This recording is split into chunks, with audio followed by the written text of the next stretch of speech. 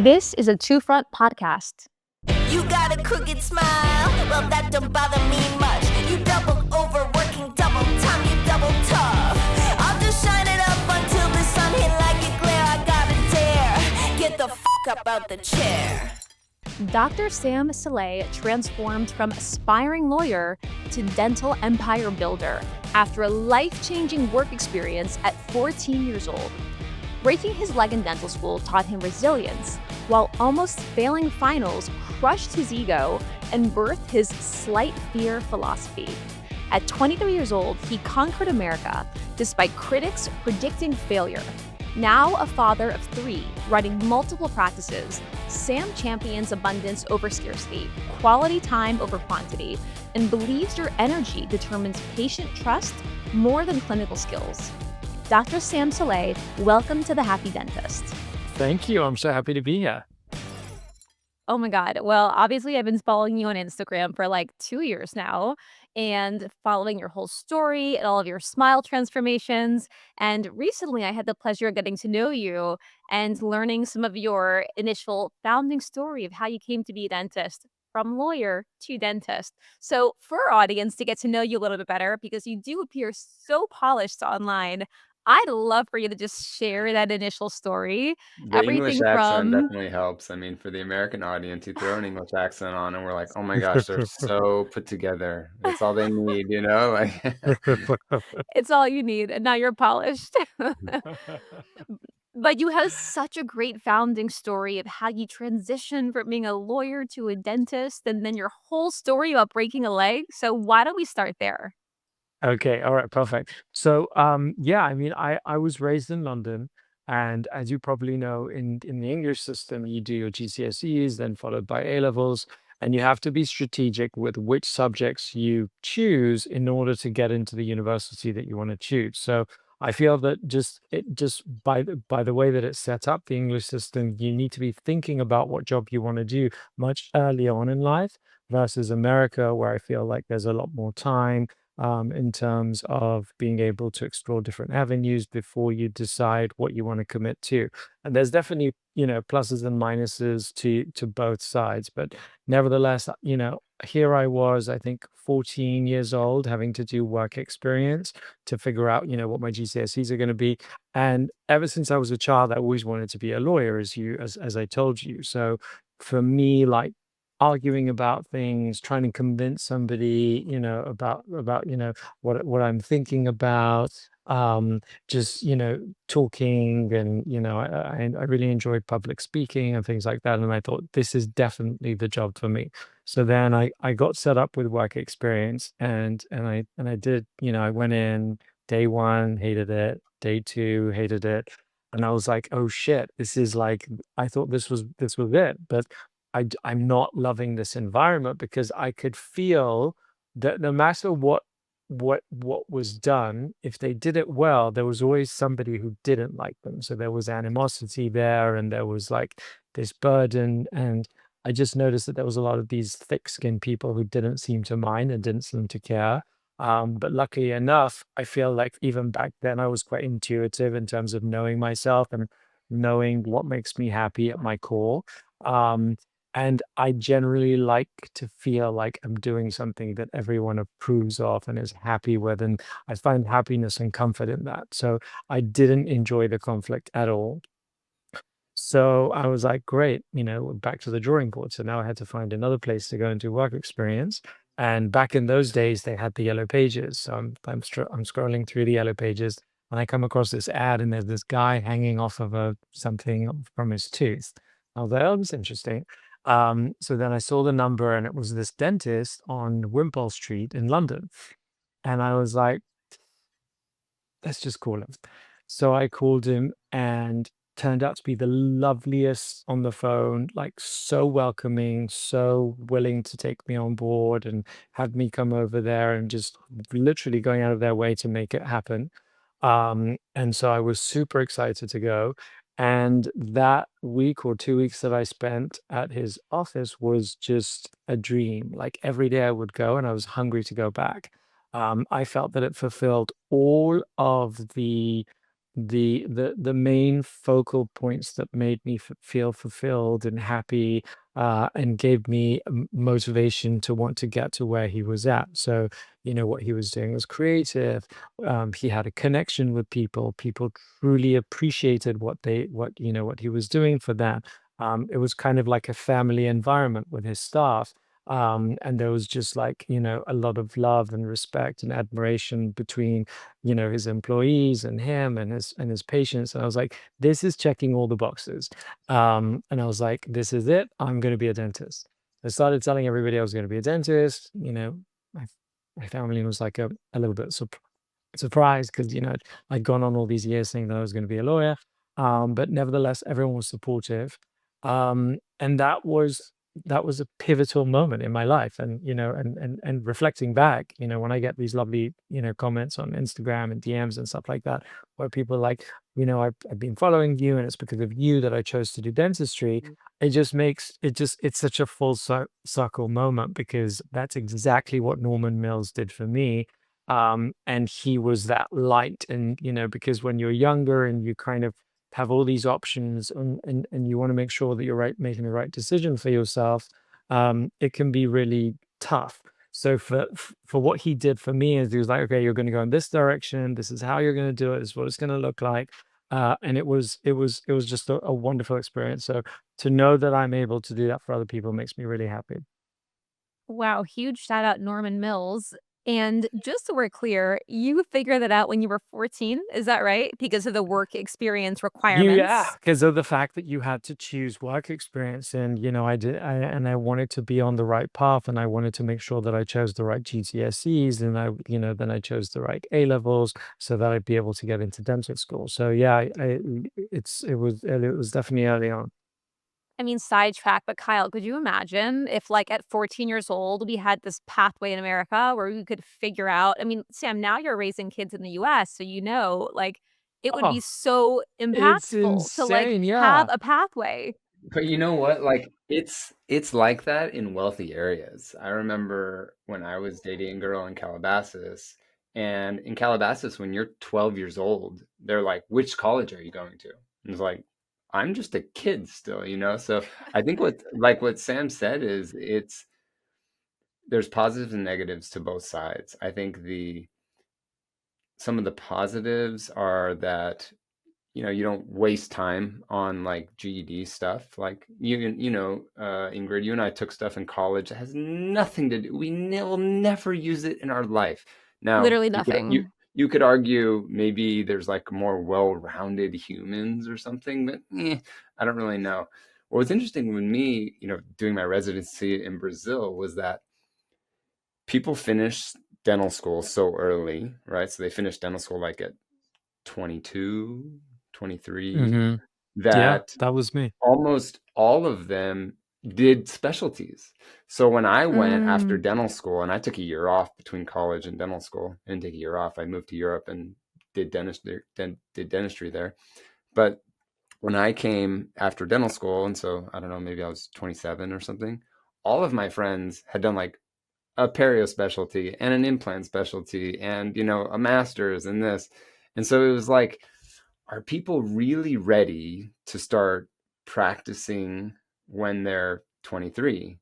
And from what I saw in Brazil was that they weren't. They wanted to actually just kind of get educated a little bit more. So yeah, that's both systems are so interesting, and there's so many positives and negatives between the two.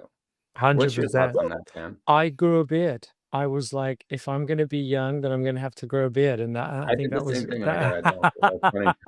that was that was my way of being able to get on. But I was ready. I mean, I just really in my mind, I had so much at a young age, because I certainly wasn't raised without means, but I had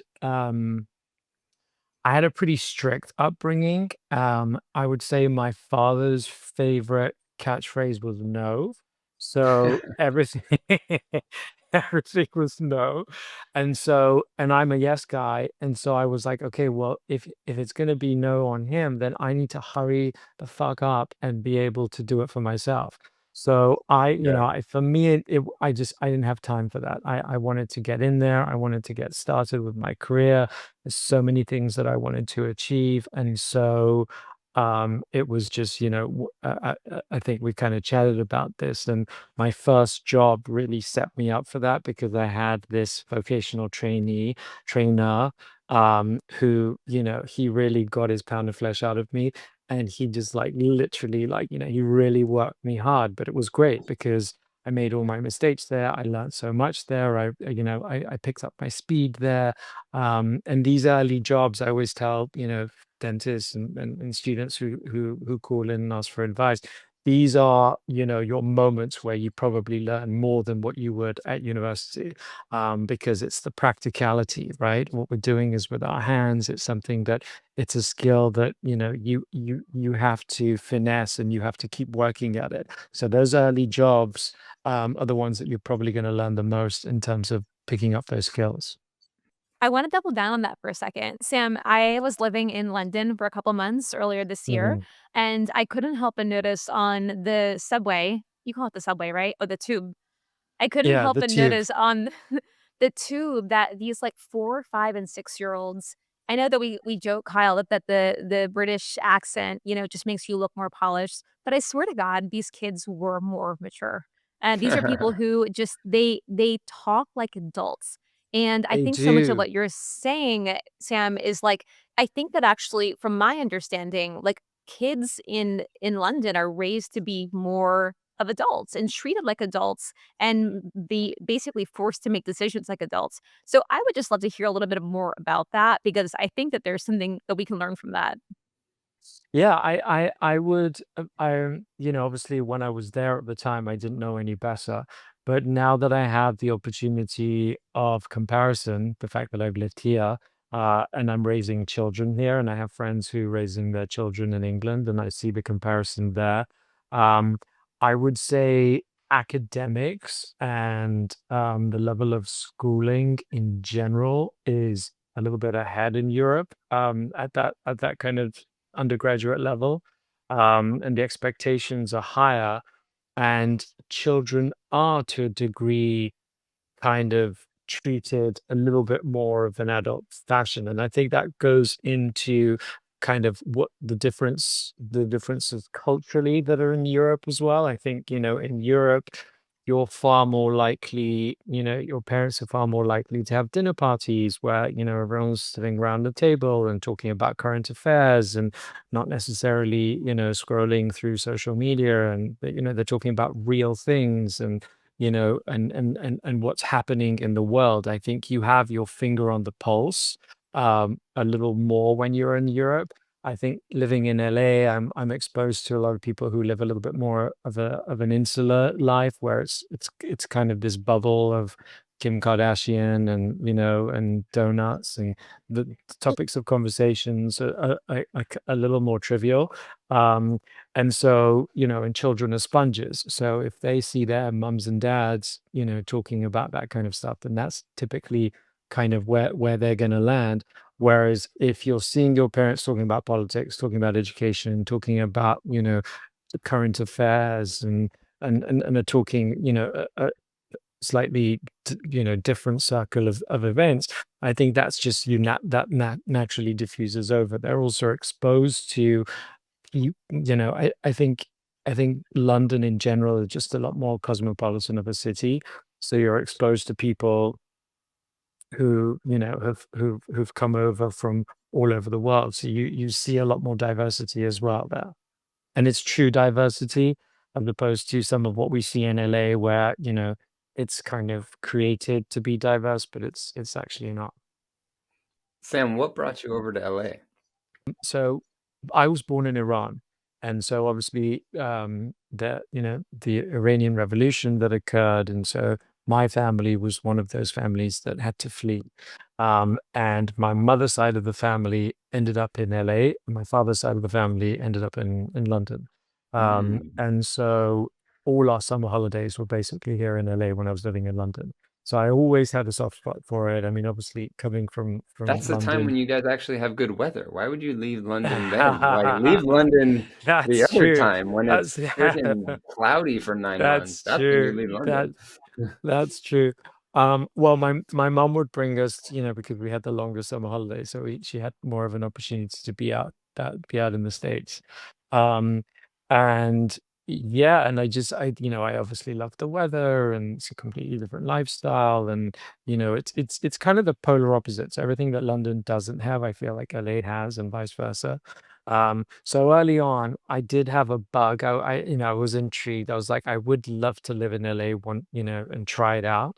Um, and so when I was finishing dental school, I actually had a good friend of mine who was sitting for then the bench exam. So there was equivalence exam that we were able to take at that time without having to go back into training and do the US system. So I studied with her for that.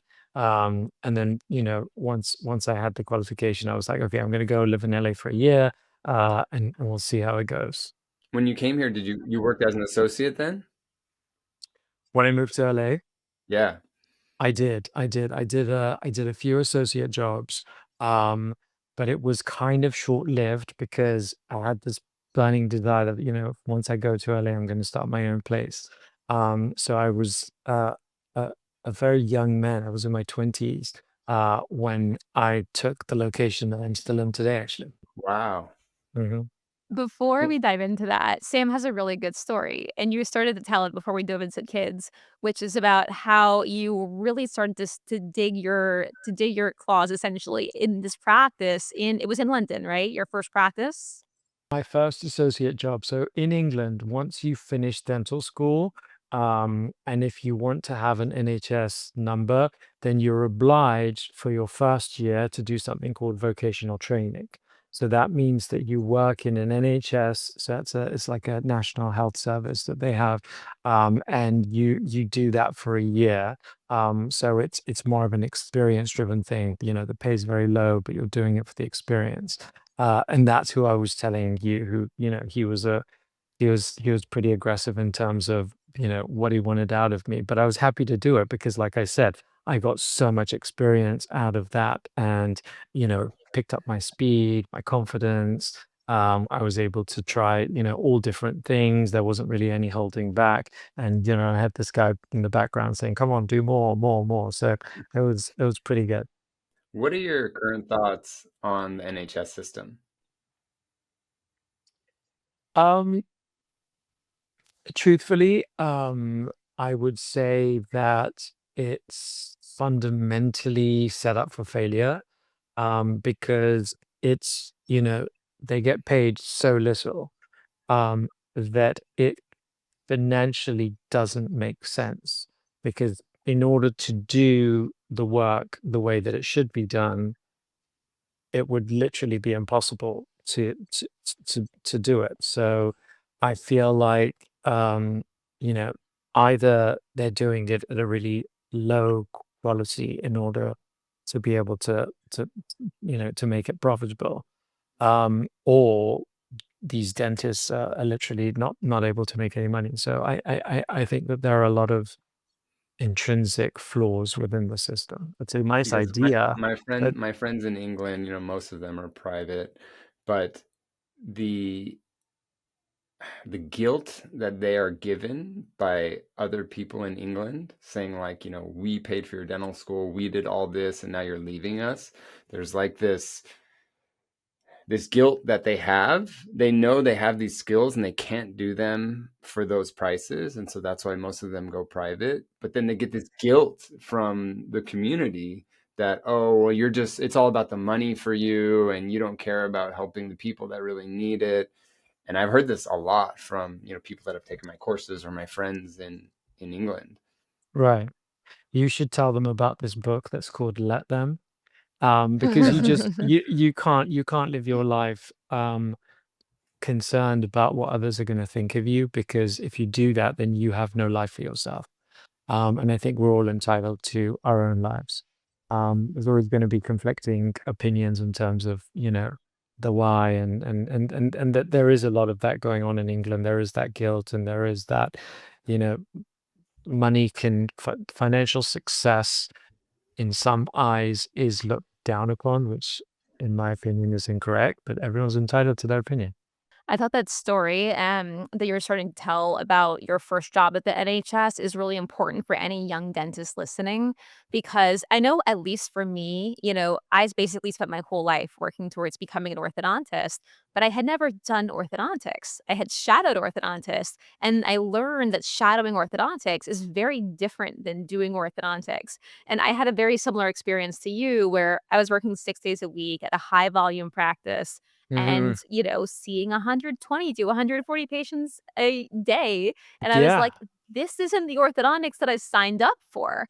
And so, I think a lot of people experience that, and it's hard, but at the same time, similar to you, man, I learned more in 2 years working at those practices that I did, like, my whole career because I was actually Yeah. doing it. Yeah, and you need to fail. You need to make your mistakes. I think the common misconception is that, you go to dental school and then you come out perfect. But that's not true because, you come out and you're very fresh, and you're probably quite slow and, and you haven't quite put all the pieces of the puzzle together. You may know this and you may know this, but you don't know how to put these two together. So the fact that are able to go into an environment that's not necessarily your own, so it's not all your responsibility, but you're able to go and put all these pieces together, um and learn from your mistakes. It's yeah, that's where I think you're really able to excel and get to the next level as quickly as possible. It's important for young doctors to know that we all take these jobs. We all have to go through this step. I mean, I know Oh yeah, I was working 100%. for a DSO. I was working as a surgeon and I was taking out 90 to 100 teeth a day. And I got so Wow. bad that I got double tennis elbow in both of my elbows. So I Mm. had to stop working and eat like a dog. I had to put my food on the plate and go down like this because I couldn't bend my elbows enough to feed myself. So that was the end of that job. But I think it's important for young doctors, especially because they see us, we have fancy practices, we have fancy businesses, successful tech businesses, and think like, oh, they probably just were like that from the beginning. Like, no, just like everybody, you get out and it's a step ladder. You find one job and you learn some stuff from there, and then you go to the next one, and okay, you learn some stuff from there, and then maybe after 4 or 5 jobs, maybe you start a practice, but you don't have to start a practice. You can be a career associate and be very, very successful and very happy too. I remember one of my oral surgery professors said, use these first jobs as like an extended university. This is like your fifth year of dental school, right? So exactly what Sam was saying. You make your mistakes there. You get your speed up there. You find out which materials you like, how you like your assistants to talk, and how you want to, pass an instrument. You learn from all these people. I mean, that was one of the great things for me when I first got out of residency was working at a DSO. I worked at one there were like 3 or 4 different doctors at the same time as me. And so when I didn't have a patient, I would watch them and I would get little things from them, how they talk to the patient, how they talk to the assistant, how they pass things. Oh, that was kind of cool how they did that. And I still, remember so much of this 15 years later. Yeah, It's so yeah, it's important. amazing.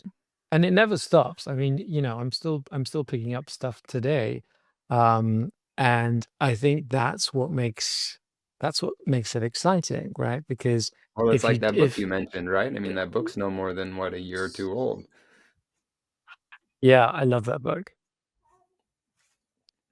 So, Sam, you basically really did a lot of procedures at this NHS clinic. You really got your confidence. And then you said, I'm going to go open up my own practice all the way in Beverly Hills as a 23-year-old. Is that right?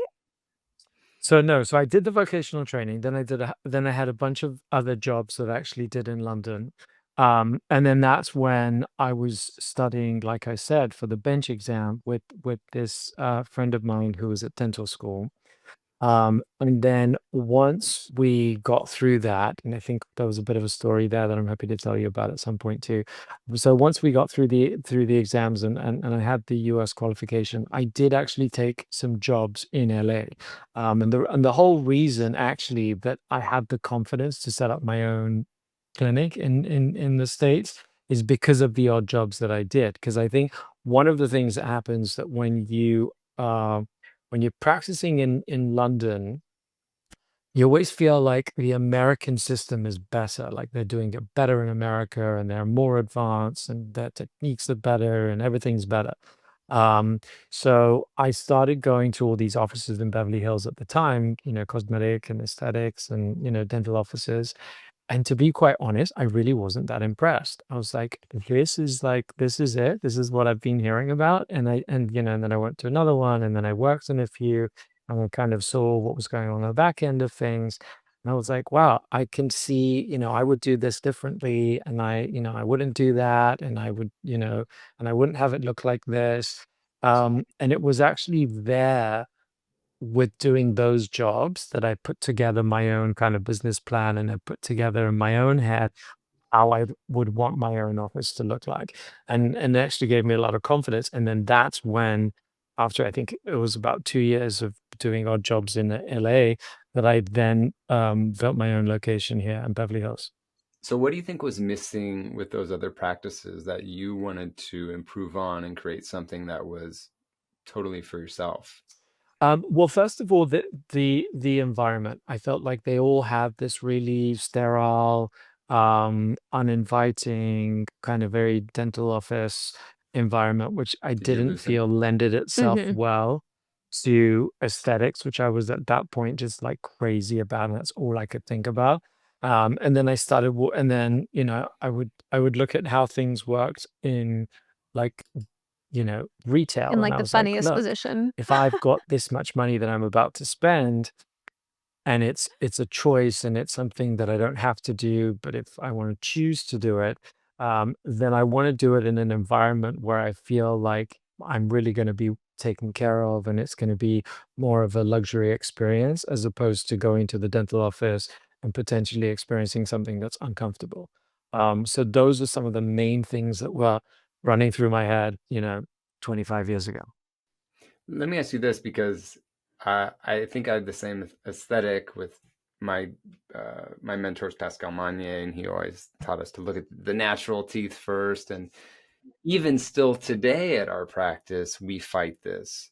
So back then, I think it was even harder to fight this. And a lot of dentists will tell me, oh, well, patients will never want to do something that looks natural like that. What would you say to them? Do you think, or let me ask you this question then. Do you think that your patients are specifically coming to you for that, or they don't know what they actually want? I think it's a combination of two things. So, and in those times, I wasn't really known yet. So, in those times, it was me that had to believe in myself, and I trusted my own intuition, and I trusted what I thought. Because, like you said, there's always going to be people who are going to say, all kinds of things. At the time, I was a very young guy.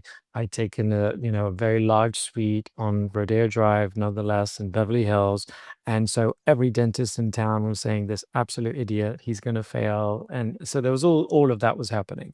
But we were talking about this smoke letdown. I mean, obviously, I hadn't read that book back then, but I just must have had some of this in my mindset.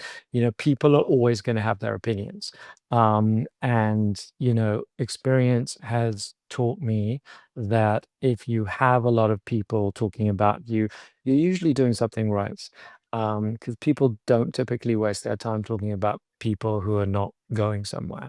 So, a piece of advice I would always give is, obviously don't be you don't want it to be callous. You don't want to do things that um, don't feel right within yourself and are not, too cavalier.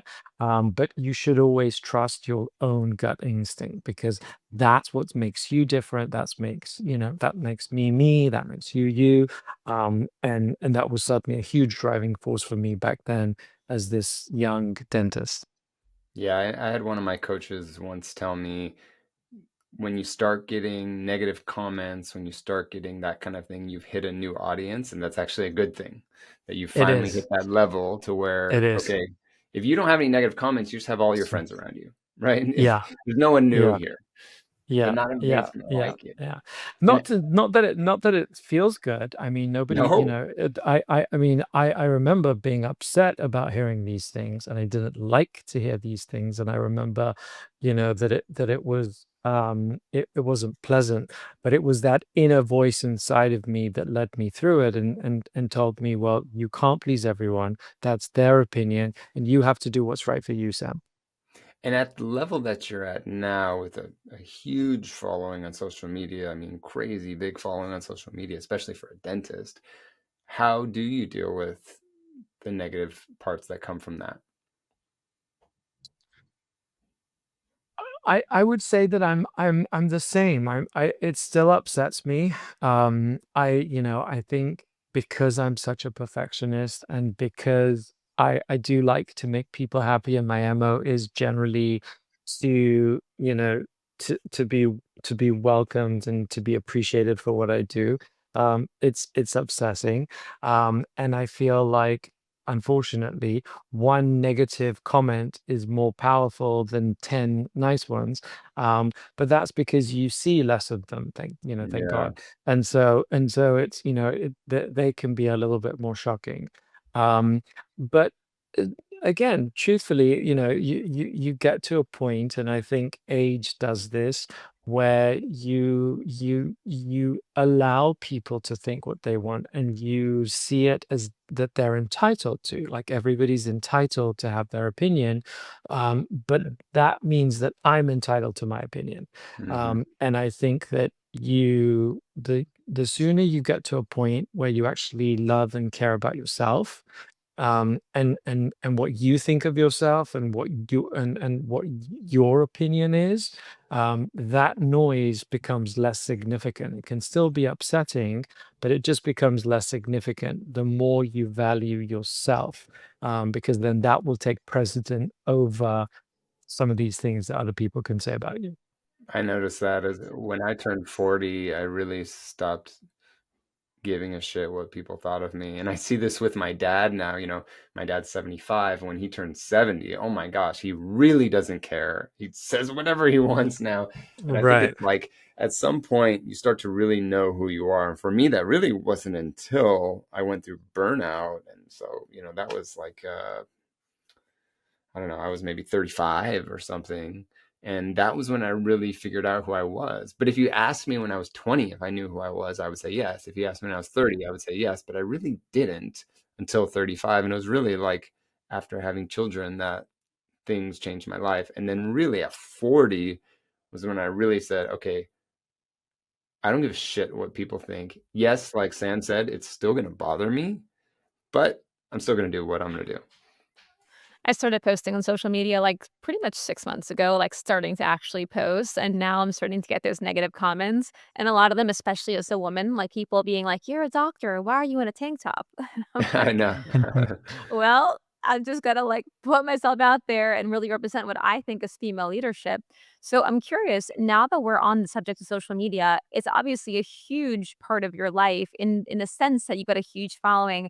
I'm curious, when did it become a part of your life as a when did it become a part of your career, and how does it shape your career? I would just love to hear your story relative to social media. Um, Well, I think it's a fantastic platform. I really do. I think, there's a lot of negative stuff that you could draw from social media. And, as a parent, for example, I've certainly got my reservations in terms of how much involvement I want my children having. But as a dentist, for what it's done for our profession, it's really profound. I think I started social media, I think around 2016, I want to say. um, and it just basically it takes you from, a world that you were in that was this size, and literally just makes it infinite. So it's a very, very powerful tool, and I feel that if it's used correctly, then it's probably the f- the most effective way of marketing yourself and the most effective way of growing your pool of potential patients. So for that, I'm indebted to, all those guys who, who create these platforms. Um, I I I'm guilty of times where you feel like you're working for other people.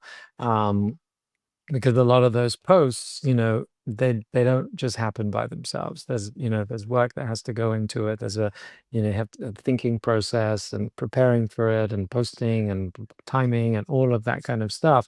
And it can be draining. Um, and I remember as a younger father, it would sometimes steal my true self in the moment because I would be recording. Um, but, I don't think I was recording for the right reasons. I wasn't enjoying those moments because I was like, "Oh, this is great content." And I think that's where it can turn into a negative because if you see everything as a opportunity for creating content, then you never lived your life because you were trying to create a story for somebody else to watch. And that's, then you're robbing yourself of a lot of special moments. So today, I do it in a completely different way. Like I have a team, and and they're doing it, and they compile everything. And obviously, I'm putting my feedback into what I want and what I don't want. Um, but I don't really let it take away from those moments, and I feel like I'm a lot more present than I was when I first started doing social media. And what do you think set your social media apart than others? And I know today it's much different than for someone that's starting out new, but back then, what do you think set you apart from others to really grow your following? Um, I think I kind of just opened my doors for all the different elements of what was going on in my life. So I just didn't keep it just to teeth. Um, and I feel like people enjoyed seeing the person as a whole and not just this guy who does teeth. And I think we can all agree that, a lot of times your patients will choose to do treatment with you because of the fact that they feel that they know you, they feel like they can trust you, they have a connection with you, you have a similar mindset to them. And it's not just because, you know how to do a nice margin, or your chamfer lines are clean, or you give a good injection, right? So by opening that up on social media, then I feel like I was able to create that connection with people, because they saw me more than just, a dentist. They saw me like the humanity that was there, and the different roles that I play and the different elements of my life. When I first started growing my social media, it was mostly based on clinical stuff and my research and my lecturing and that kind of stuff. But even when I was mostly posting about clinical, which I don't post clinical anymore at all, when I would go to lecture, people would tell me, "Oh, I love your Instagram." And I'd say, "Oh, thanks." And they would say, "I love seeing you playing with your kids," or "I love seeing, how you like cars." And like sometimes they would talk about the clinical stuff, but very often it was the other stuff that they liked. And it's really interesting to hear that. I'm glad that you said that because what we also realized too was when we first started our practice, we tried to do an Instagram for the practice and it just like never took off.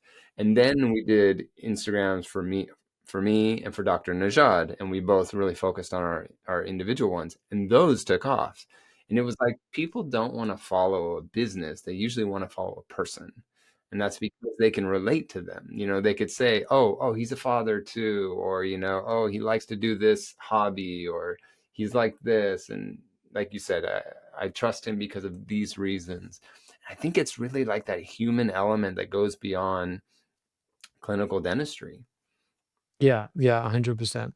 But I think marrying the two is also nice because I think Hmm. being able to demonstrate what you do, is also really important. So the fact that somebody will relate to a photograph of maybe where somebody started or what somebody said or, how you made them feel, makes your work relatable to another person. So I think as dentists, especially the younger dentists, they focus so much on like, you know, did I choose the right photo? And, is this the right angle? And is this the right lighting and all that? But honestly, your patients are never, ever, ever going to be as critical as you are about those nuances.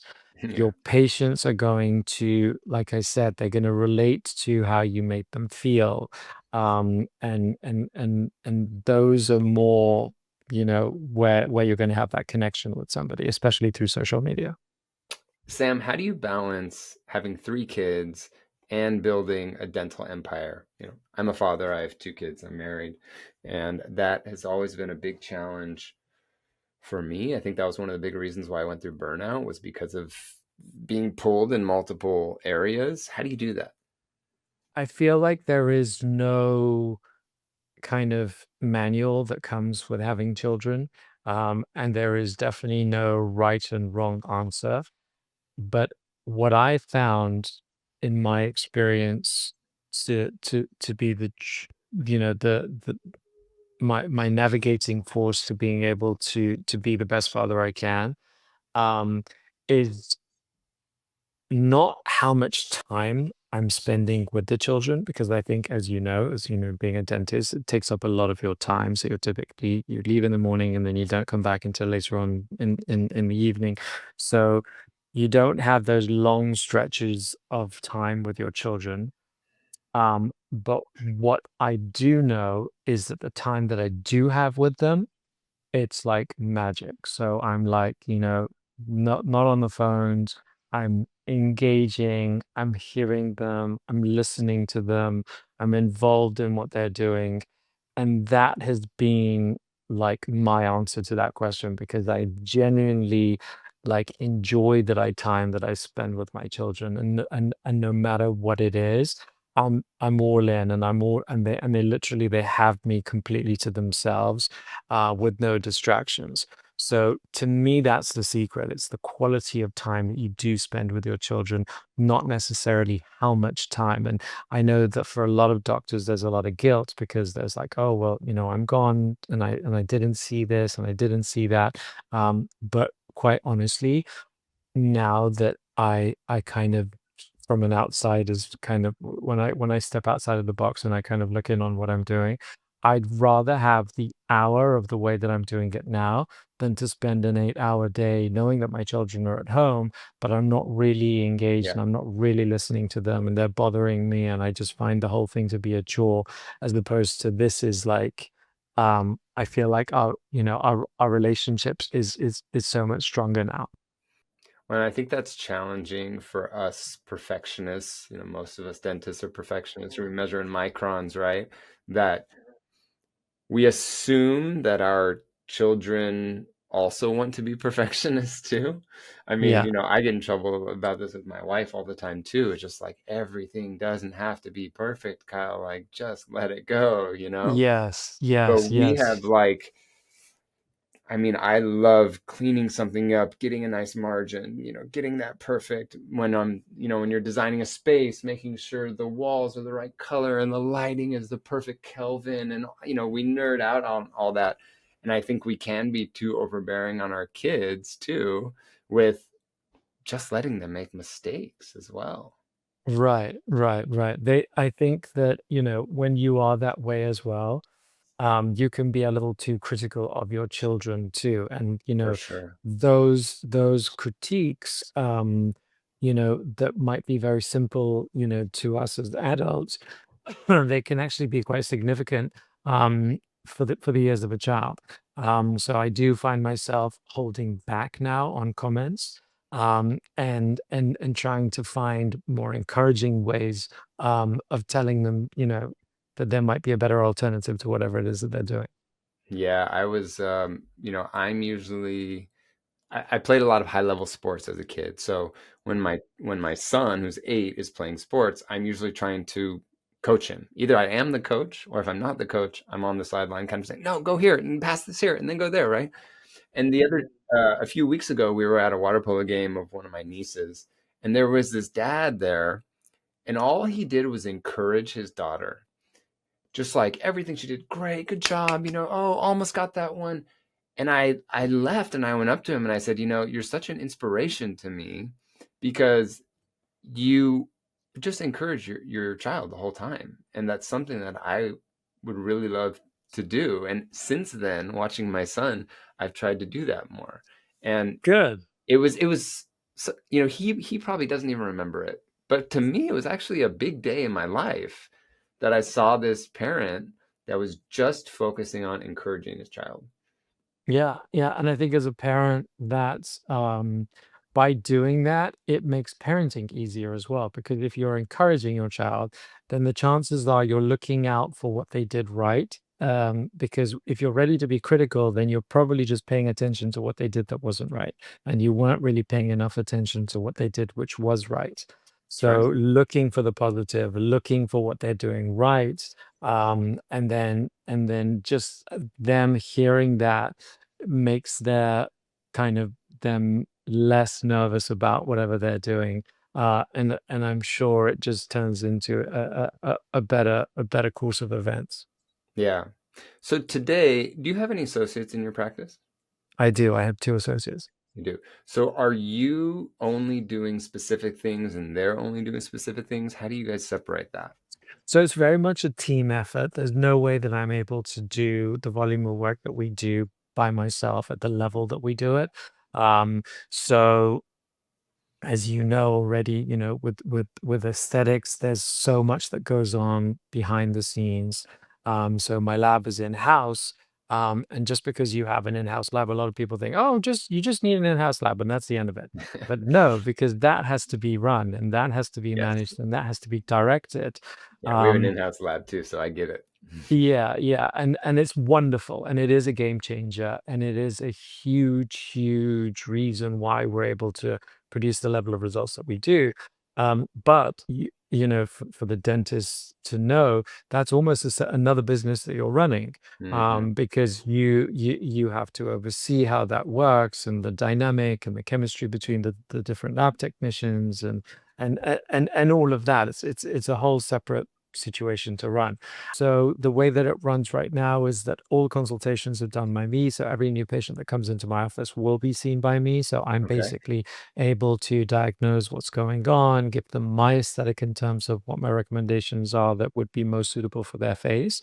Um, and then once we getting into the process of treatment, then my associates are helping me with different stages of the treatment. So whether it's giving anesthesia, prior to the preparation, refining margins for me, taking the scans, placing the temporaries, cleaning up cement. So it's Right. definitely we're a very tight knit team, and we all rely on each other.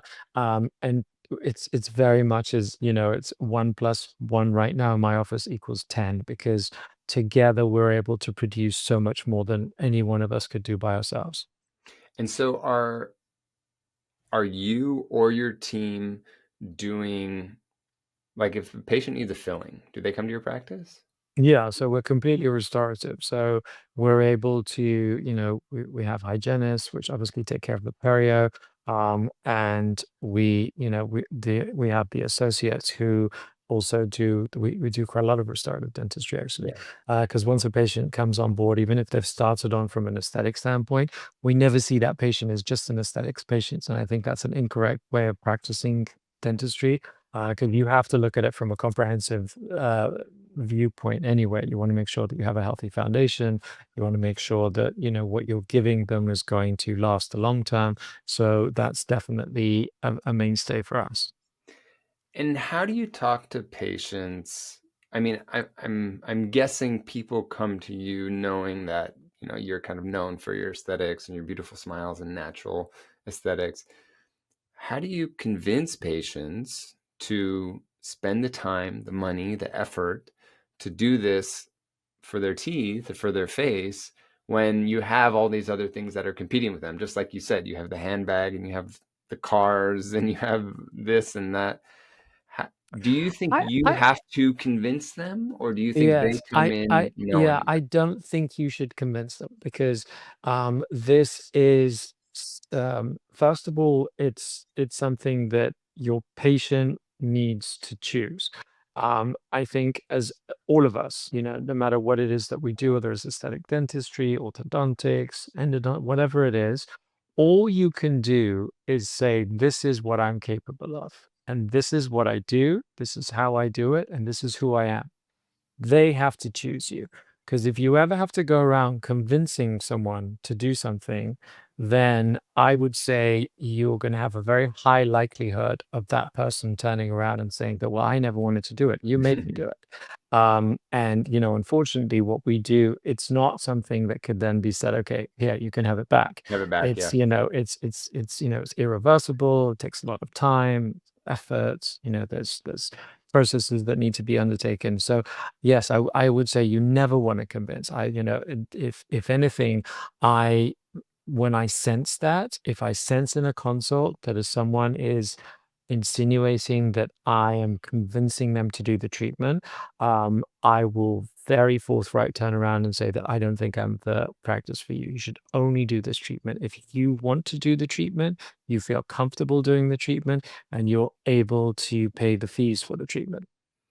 Sam, my interpretation of what you're saying is basically sales versus marketing. Like now, I've been in the business world now for 7 years. And recently, I've kind of started to learn what you're saying, which is that, like, if patients understand the value and you've built a brand where people trust you, you don't have to sell. You don't have Yeah, to you sell. shouldn't. And that's, I think, It's pull, not push, right? exactly. Yeah, I have one friend who runs a hair loss company who says, "If you have a good brand, you never have to sell a day in your life." And to me, that's what you've done. You've built an incredible brand where all you have to do is show your skills and your value, and you don't have to convince anyone. So, I think for our listeners, I just want to kind of share my learnings of my interpretation of what you've said, which is that there's basically sales and marketing. And if you when it comes to growth of your company. And if you do a good enough job building trust through a brand like you did with social media, you never have to sell a day in your life. You know that sinking feeling when the same patient keeps coming back for crown after crown? Yeah, we've all been there. Here's the thing: what if we could actually prevent all that mess with a simple bite correction? That's where we come in at Two Front. We handle the whole Invisalign process for you. I'm talking zero ClinChecks, zero lab bills, barely any chair time. Oh, and we take on the liability too. Your patient gets a healthy bite that'll save them thousands down the road. You get to be the hero who prevented years of dental drama. It's honestly a no brainer. Check out Two Front and start helping your patients dodge a lifetime of dental work today. Sam, so something that I'm super curious about is going back to our whole social media conversation, how you were saying how it used to be this kind of thing in your life where it used to take from your presence. And what you and I spoke about is how important presence is in your life with your kids. So you mentioned now you got a team to run social media for you, and you still think it's the best marketing channel for you as a dentist. So I'm curious for our dentists who are listening, if you were to start now, fresh, all over again, what would you do today now that you've been building the social media career for like 9 years? Um, well, first of all, as with anything, and when you are at the beginning, it's easier because there's less competition, there's less people doing it, and so I have to say that it was back then a lot easier to do well on social media than it is today, just because of the level of competition and the sheer number of people who are putting out this type of content. But if I was to start today, then I certainly feel that there are still a lot of opportunities. You just have to be a little bit more creative in terms of how you are going to put that content out there and how you're going to make it inspirational.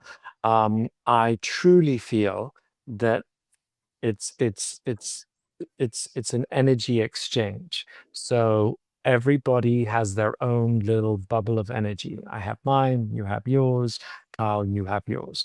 And there are laws of attraction. So when you put something out there, there will be somebody in the universe that's going to be attracted to that. So I don't think you should be dissuaded from joining social media because you're like, well, everyone's already there. No, you will bring your own source of energy, and that energy will attract a different energy, and it will come to you. So I still do believe that social media is one of the most powerful ways for you to grow your practice. Um, but admittedly, today it's more competitive than it was, back when I started in 2016 or whatever it was. I can only imagine. Do you think it's easier to have this with or without you attitude once you don't need the money? And why I ask this is because my dad has practiced for 46 years, and one of the things he said is you do your best work when you don't need the money.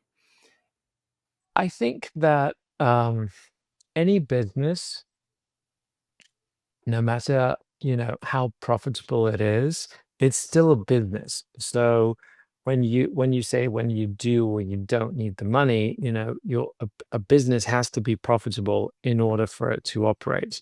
And if you're successful, the chances are you have a lot of people working with you, and you have supplies that you purchase, and a lot of different expenses. So I don't think that you can necessarily say you don't need the money just because you're successful.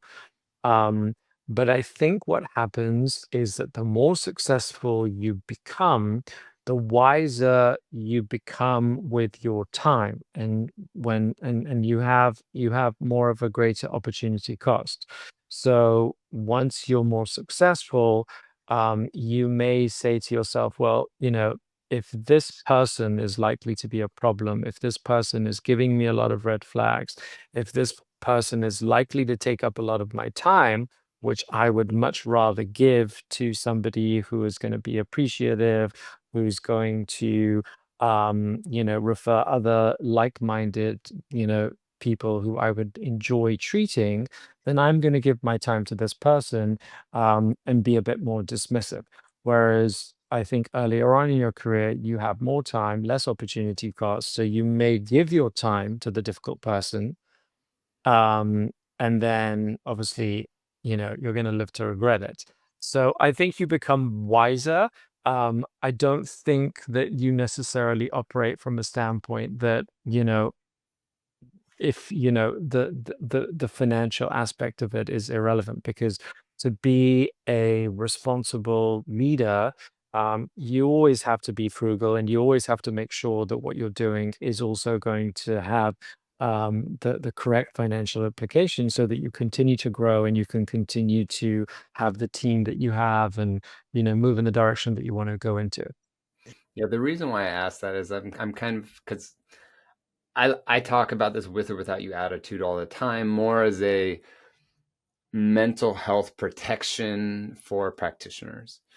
But the pushback that I get is, oh, well, of course it's easy for you to say, Dr. Stanley, you're not 1 year out of school and have $700,000 in debt. And like, you need that case, right, to pay your bills. And so that's kind of where the idea comes from, is when you need the cases, it's harder to say no to them. But I think you explained that well, in that when you're younger, you have more time generally, and so you can learn on those cases. And then you as you practice more and more, I've been practicing for 15 years, and yeah, you don't want to deal with the assholes anymore. It's not worth it. Even if it's a full mouth rehabilitation, and they're the ones that say, I'm willing to pay anything, I don't care, but it has to be done this amount of time, and I have to have it perfect, and the mamelon on the distal of number 7 needs to be this, right? I mean, those are the ones that we see the red flags. Yeah, yeah. So you do you want to invest in the type of patient that you want to see more of those patients coming in, because that's usually what happens. And yes, I would say that for those younger dentists, um, it's you are likely to treat people who are going to be more difficult. But like I said, you have the time, so you might as well see it as a good thing and see it as a learning experience, and grow from it. and then know that as your career progresses and you become more successful, then you can be more selective. But I don't think anyone who's in business can truly get to a point where they're like, they don't care about the financials, because you could get Listen, into a bind if you practice that way. right, unless that's not where you make your money, right? Unless you practice dentistry as a hobby. And let's say you are a real estate developer on the side or something like this, or you have a wealthy spouse that's bringing in money. How big is your team currently? I think we're about 20 people.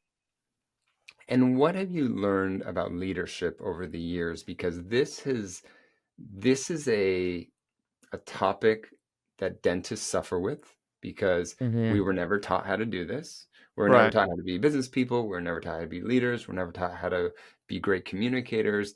But as you know, these are probably the three things that make people the most successful. It's Hmm. not really the clinical work. I mean, yes, you have Right. to have clinical work, but the people that I know that are the most successful, some do great clinical work, some don't, they are the ones that are the best communicators, the best leaders.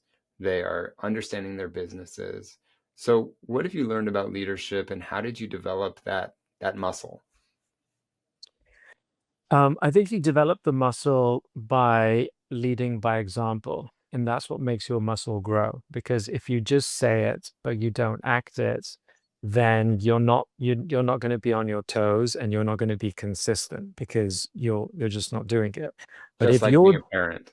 Just like Exactly, being a parent. exactly. So if you're doing it, you're growing your own muscle, and you're knowing how to do it, and you're constantly working on yourself, then I feel that everything else falls into soup. So, if you're big on punctuality in your office and you're the one who's rolling in at 9:15 every day, that's not a leader, right? I see Um, that all the time with dentists. All the time I yeah, see that. yeah, yeah. Or if you're big on telling the truth, but you're walking down the office and you're saying things that other people can tell that it's not true, well, you're not going to have a lot of truth in your office. So I don't think it's as complicated as it needs to be. It's sticking to what it is that you say. I think, again, similar to the children thing, your team needs to be heard. So I think it's very important for officers to have huddles. We have a team meeting every morning. We have monthly meetings. And these are not opportunities for me to stand there and, bash them, or say anything. It's for me to listen, right? And for the managers as well, it's for them to listen, because you want to know, and you want to make sure that your team is being seen and heard, and you want to have the opportunity to, again, acknowledge their successes. I think it's very easy for an office to just sit there and say, "Well, we didn't produce this, and we didn't do that, and you didn't do that," and that's, again, it's like it's negative energy, and you're drawing it in. And you'll get more negative, because then the universe will show you more things that you don't have. Um, Whereas if you have team meetings where you acknowledge what people are doing really well, then the chances are you're going to lift those people's spirits. You're putting out, a positive energy, so you're going to get more positive energy, so you're going to notice more good things that your team is doing. And that's not only just good for your business, but it makes you happy, right, as a leader. Or if your team, that you've got people that do know what they're doing, and they do get their job, and they do, have your back, then that makes you happy. So it's a win-win, but you have to have that mindset, and you have to create the time to do that. And you also have to have the right perspective, because, again, I see it a lot in dental offices, or speaking to colleagues, where they're like, "Oh, I can't find anybody, and my this person sucks, and my this person sucks." And all they're doing is spewing negative. And these are usually the people who are calling me and saying, "Oh, so and so left. Do you know a front office? Do you know?" Like, literally, this guy's been practicing for 30 years, and his, like, all his employees are like, Revolving door. revolving door. But if you look at it, there's clearly a pattern. He's attracting that energy. He's putting that energy out there. That's what he's getting. Then, and it cycles. So you got to be, you got to be aware of what it is you're saying, and you've got to be aware of how it is that you're behaving. Oh my God, Sam, I'm so happy you're talking about this because I think So, for me, starting a business has been a literal spiritual journey in what you're uh-huh. talking about, which is Yeah, realizing that like what you get is what you give and it's all energy. And I feel all like of it. if you would have asked me 7 years ago, like if I would have heard myself 7 years ago, I would have been like, Ingrid 7 years from now is crazy. She's some like voodoo, like crazy psychopath, but it's literally like that is what I've realized is that like the world is energy and like negativity is the opposite 100%. of positivity and like more than like how do you grow your social following? It's like what you're saying is core to success. So I'm curious. I know that my internet just cut out for a second, but I'm very curious when when you realize that building a team and having this positive abundance mindset was kind of the foundation to building this culture. And how do you build up these people? You obviously just spoke about acknowledgement, but how do you build up your team to really support your vision to be bigger than, of course, you as a doctor? Yeah, well, I mean, thank God I've been on this journey for a long time now, and I do owe it to a life coach that I've been working for probably the last 20 years. And so, yeah, one of her first meetings when she came in and, and she was telling me her story is that um, she was like, I am not going to sit here and tell you, what to do with your numbers and what to do with spreadsheets and all that kind of stuff. She started talking about all this energy stuff. And at the time, I was like, God, this is going to be a waste of money. Like, So LA, the right? same thing, the same thing. I thought it was all hocus pocus. But it 1000% resonated with me.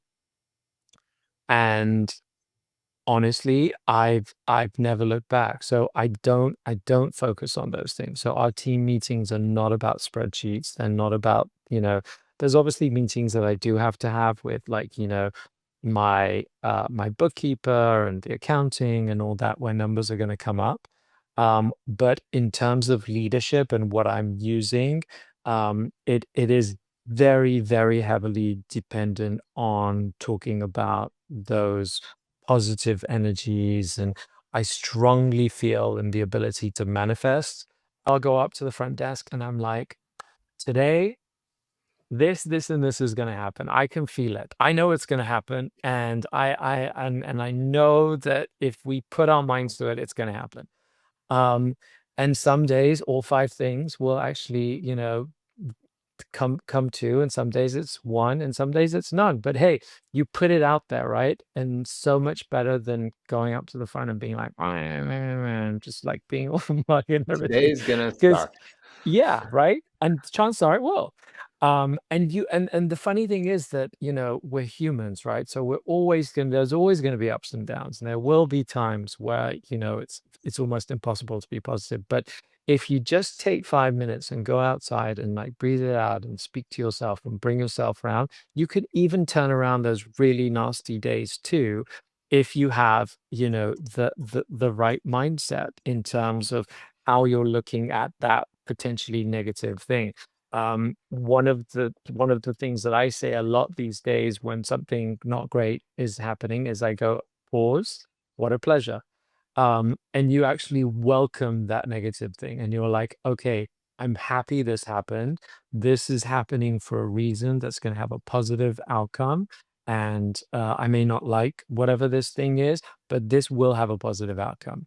And trust me, it will completely change how you deal with a negative situation. Because again, as dentists, we're dealing with so many different moving parts. So if you have somebody say something to you, or if there's a particularly bad piece of news, your show has to keep going. You got to go and meet, Mrs. Whoever who's traveled from God knows where to come and see you. And then you've got to take a call from this person, or you might have to do a podcast. So you've got to keep the show on the road. So you can't allow that negativity to get inside of you because then it'll fester and it will potentially, mess up your whole day. Oh my goodness, this resonates with me so hard. It literally happened today, but that's for another time over a drink.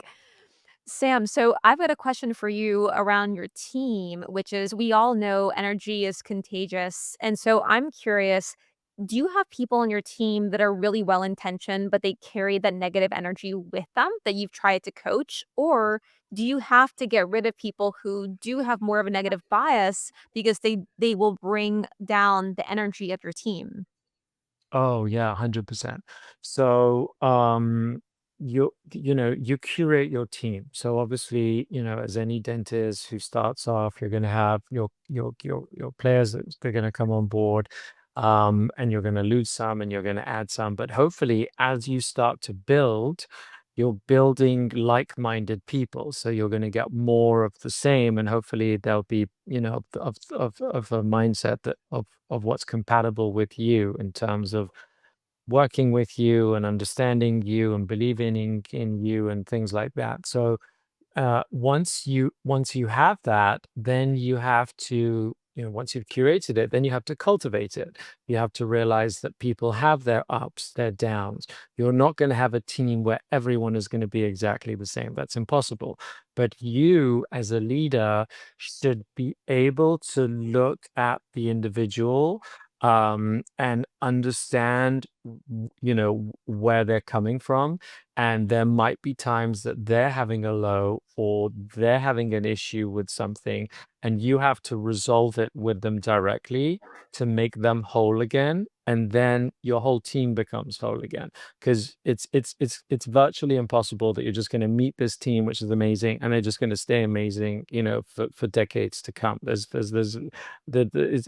always going to be this back and flow. But I think, again, the role of a truly good leader is having really good levels of communication, and being able to sit down when you feel or you sense that somebody's not quite there, and be like, hey, what's going on? You know, I've noticed this.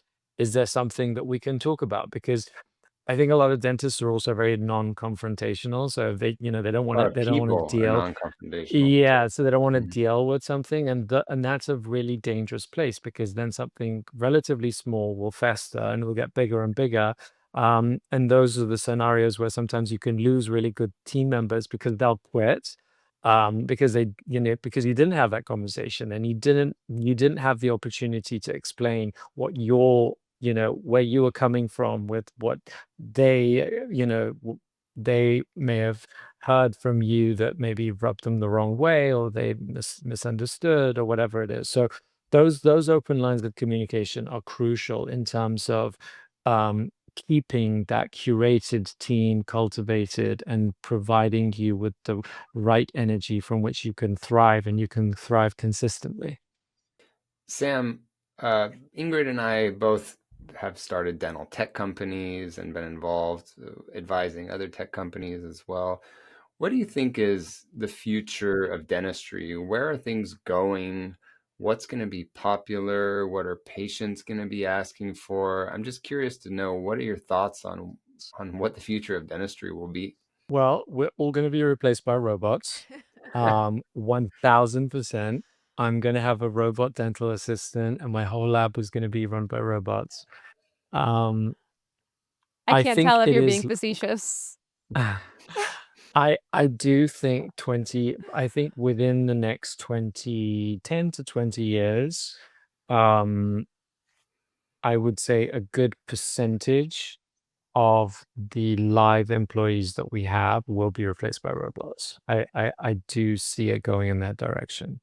And obviously, there's going to be, oh, big pluses and minuses that come with that. Um, Going in that technological route, now you're not having to deal with employees and mindsets and all the rest of it, because it's all going to be programmed. But being in healthcare, you're going to lose some of that humanity, which I think is also a significant play. But I definitely see that being the direction in which things are going. So just look now, how much we've embraced AI. I don't know how many of you guys have relationships with your chat GPT, but I know I have one. And it's a game changer. It really helps you, and it's really something that I now rely on. So I see a lot more of that being incorporated into what we do. And it's potentially exciting times. I'm sure when computers first came out, people were very apprehensive about them and thought similar things to what I'm saying. So hopefully, what it will mean is just that as humans, we will all be the leaders and we'll be using the technology to make our lives easier. So I don't think it should be looked at in a doom and gloom way. Um, but yes, I do see strong dynamic shift in terms of the technology that we use. I think the use of CAD is going to, exponentially grow. I think a lot of what's been done by hand in dentistry will be replaced. And we're definitely, going to have a much, I mean, already the digital platform that I use in my office is completely different to what I was using when I first came into, practice 20 odd years ago. So, yeah, I mean, I'm excited, but for sure there are changes to come. I think that, well, I already advise a robotics company that preps veneers and places implants. So I think it's definitely coming, but it's all assisted. So it's yes, like for the FDA approvals on those companies that the robot is prepping the veneers, but a human has to be there. So it's like it's kind of like what the Da Vinci has done, it's yeah, even to the next level, I think a little bit, but yes, I do think that it robots will be introduced into the clinical realm of dentistry. Do I think that we will be replaced by them? No. And there's a lot of AI experts that actually, it's funny, in a lot of surveys with AI experts, they specifically mention dentistry as one of the last jobs to be replaced by robots. Oh, that's So fascinating. yeah, it's weird that they were very specific in that. You can look that up. And I know that there's a lot of team members that may be replaced. I mean, there's another company that I advise called Neurality that does books patients and gets them in. And, I think at some point that won't happen on the phone anymore with a human. But what will happen, exactly what you were saying, is the human that's in front of you will be greeted by a human that's not distracted anymore. That they will just be dealing human to human. And I think, from I've been into AI since 2015.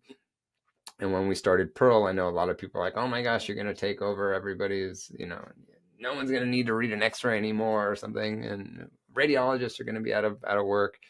What it's allowed humans to do is really not do a lot of the mundane tasks and focus on Mhm. the things that really make us human.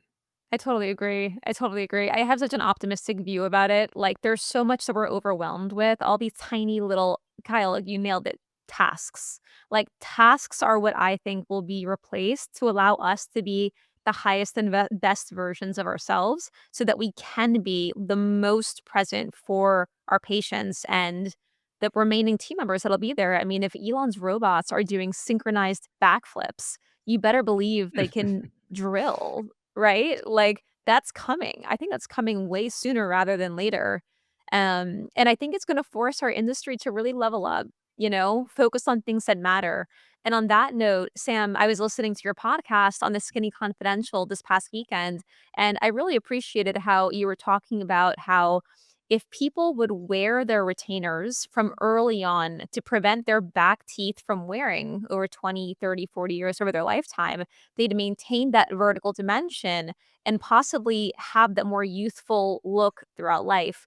So I'm curious, if you have a 21-year-old patient coming to you and is like, Dr. Saleh, how do I maintain my natural teeth for a lifetime and keep them beautiful? What would you tell them? Do you think it's possible, or do you think that aging of teeth is inevitable? No, I definitely think it's possible. Every consultation that I see, whether it's a 21-year-old or a 75-year-old, they're going to get that whole spiel from me. So I really like to talk about oral hygiene. It is the foundation. I think, some dentists may see it as beneath them to talk about this, but it's such an integral part of the patient being able to maintain their own tooth structure and for them to protect any work that you do inside of their mouth. So we talk a lot in terms of how I want them brushing, what I want them to do with their tongue, the use of a night guard, how they shouldn't be using their teeth as tools. So things that you and I may think as just common knowledge, you'll be so surprised. I mean, the number of times I'll be out, anywhere, and I'm just seeing people just randomly using their teeth, but they just need to be told not to do stuff like that because that's one of the main reasons that you can damage your natural teeth structure. So I think that is possible, and I think that even within oral healthcare, there's going to be some um, new and exciting because I think the whole process of brushing teeth. I think it's still a bit archaic, and I think there'll be better systems for oral healthcare. So yes, I would say that preservation of natural tooth structure should become easier with time. Yeah, my friend Marcus Blatz, who was just at my house picking up his surfboard, who's the restorative chair at UPenn, they there are working on, and they already have them, micro robots that clean teeth. And I'm glad that you mentioned that because Ingrid and I always talk, and especially with Christian too, that we are so big on prevention. We really think that that is the one of the big futures in dentistry is prevention, which is so silly because it's like that's the easiest thing to do. But can we make it so that dentists get paid for keeping people healthy instead of getting paid for saying, I did 100 implants this year, or I extracted this many teeth? Yes, and I think we'll have a population which is more willing to go down that road because health is going to be wealth, and I think more and more people are going to realize that. So I think that is the right mentality to have. How do you think we make it so that dentists are incentivized for that and patients will pay for you keeping them healthy?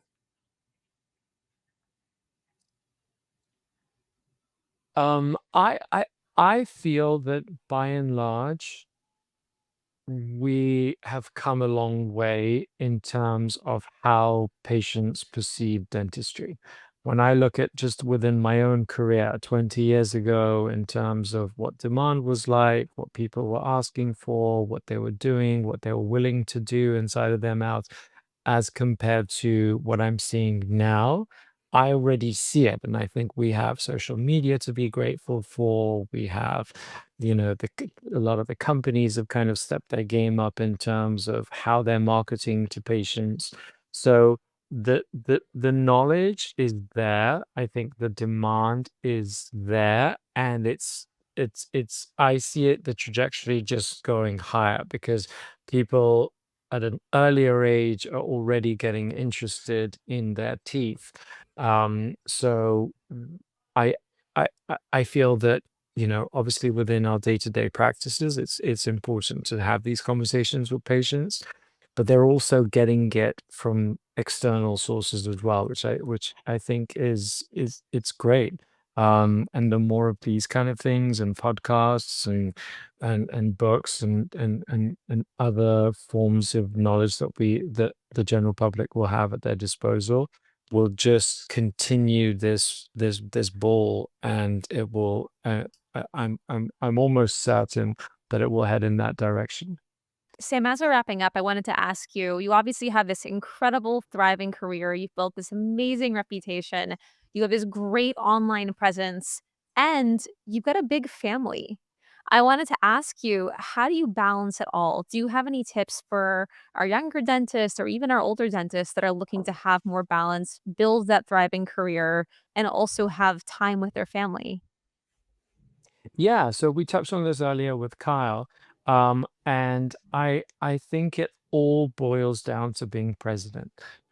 Sorry, you got to be present and stay in the moment. There's only so many hours within the course of a day, and so if you are going home but thinking about what happened at the office or vice versa, then you're never really giving yourself to that particular moment that you're in. And I think that's where your relationships will suffer, both from a professional level and also from a personal level.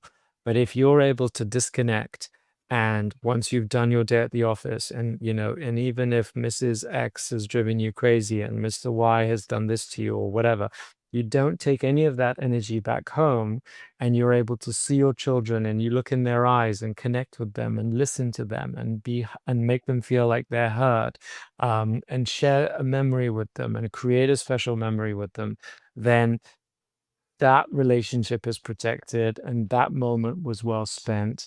And then you're ready to do the whole thing again the next day. I love what you said. It's kind of like having boundaries with yourself, because this is something I teach in my mental health courses for dentists is when you're at your practice, you're not a parent anymore. You're just a And dentist. then, That's it. yeah, You have to be there. You can't be thinking about what's happening at home and what's happening this and their school. They have their this at school and this.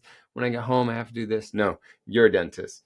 But similarly, when you're at home, you're not a dentist anymore. You're just mom or exactly. dad or whatever it is.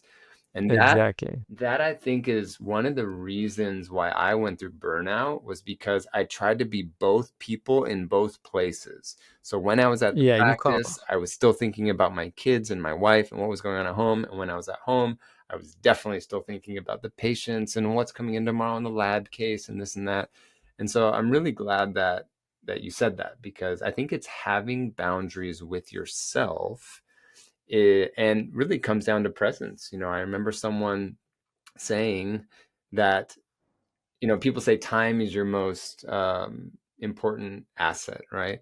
And I heard someone say, no, it's presence, because even if you have the time, but you're not present, the time doesn't really mean anything. And so Absolutely, it's absolutely. And your safest moments are when you're present, because that's when you're okay. Your fear normally comes from what's hasn't happened yet, or from a negative experience that was in the past. that's right. But when you're truly present in that moment, you should be at your most comfortable, because you know that you're safe in that moment too. Yeah, it's like depression is based on thinking about something in the past, and anxiety is based on Mm-hmm. thinking about something in the future. And if you're Mm-hmm. in the present, you technically can't have both of those, right? Easier Exactly, said than done, exactly. right? Easier For said than sure. done. So Sam, I'm curious for everyone listening. I think dentists, I still think we have such a hard I love our career so much. I love the opportunity that we have, but it's hard given the insurance system and debt and everything that new dentists have. So I'm curious what tips you have on staying present and not thinking about the past or the future. What do you recommend?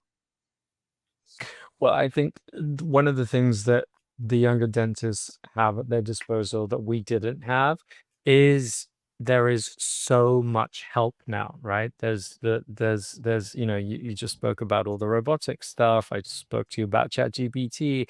There's AI, there's so much information, and there's so many ways in which you can outsource things so that you can be present. Because if you overwhelm yourself and think that you have to be the accountant, the bookkeeper, you have to be the front person, you have to be the lab person, you have to, think about what the assistant. So it's what you were saying earlier. Once you redirect your attention to all these external things, then it's very hard for you to be the one thing that you've gone to school all these years to train to do.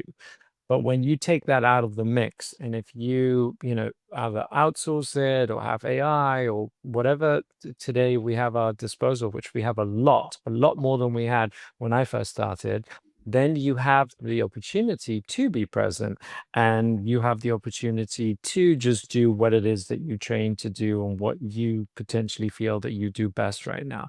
So I think those are great situations, and these are great moments of time to be in, that we have so much as at our disposal to help us to be able to stick to what it is that we need to do in the chair. Sam, I know we're wrapping up here. I think if I were to sum up why I think you are successful, I think it comes down to mindset.